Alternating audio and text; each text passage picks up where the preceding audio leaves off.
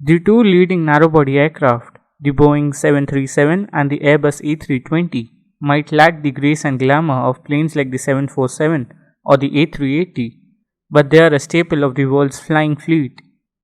For most of us, a trip on the A320 or the 737 happens far more frequently than on a wide-body flight.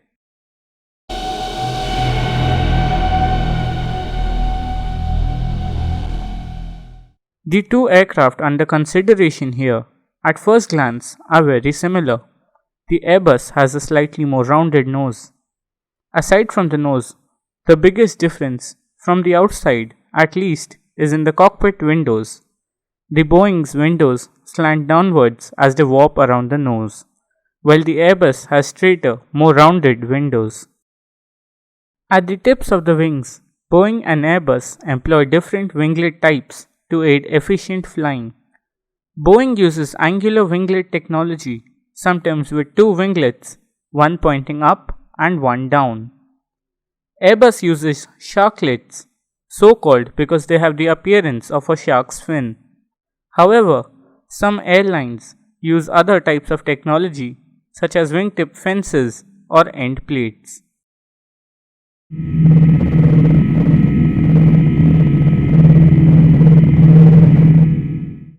At the face value, there is not much to choose from.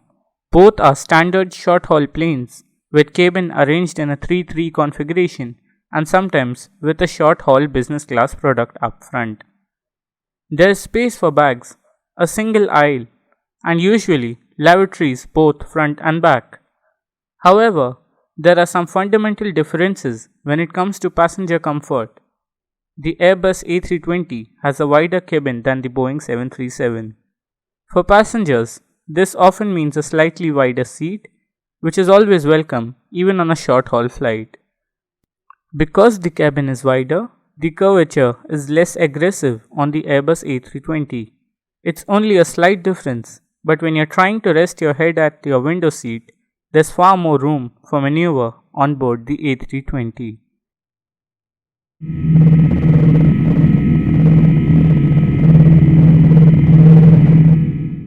Pilots seem to have mixed feelings about the two aircraft. The Boeing 737 has a more old-school approach.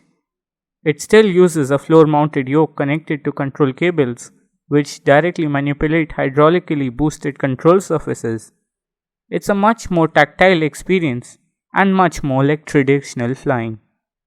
The A320, on the other hand, uses fly-by-wire technology, relying on sensors and electronics to control the aircraft. Electrical signals sense the pilot's input and delivers the message to the aircraft controls. That, for a traditional pilot, can seem a little scary, although it's well proven with an excellent safety record.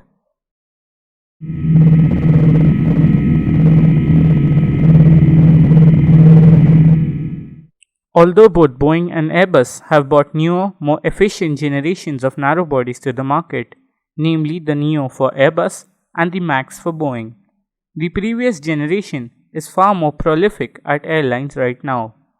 If you're flying narrowbody, you're most likely to encounter a 737-800 NG or an Airbus A320-200 for now. For many years, the A320 and 737 were neck and neck in terms of orders and deliveries. Having been around for longer, the Boeing was traditionally the best-selling aircraft of all time and held the crown for most orders and deliveries. However, events of last year have shaken things up and changed the playing field. The tragic accidents involving two 737 MAX led to a prolonged grounding of the type. As the months dragged on, the cancellations started to roll in. In November last year, the Boeing 737 lost its battle with the Airbus A320 and was surpassed in order numbers despite being on sale for 20 years longer. Back then, Boeing had recorded 15,136 orders for the 737 models, including all generations of the plane. Airbus has notched 15,193 orders for the A320 family on the other hand. Airbus recently celebrated the delivery of the 10,000th A320 family aircraft. However, 2020 is proving to be a pivotal year for Boeing as the continued grounding has meant only a handful of 737 NGs have been delivered and no 737 MAXs. Which airplane do you think is the best? Let me know down in the comments section. That's all for today. Thanks for watching and be sure to subscribe to this channel.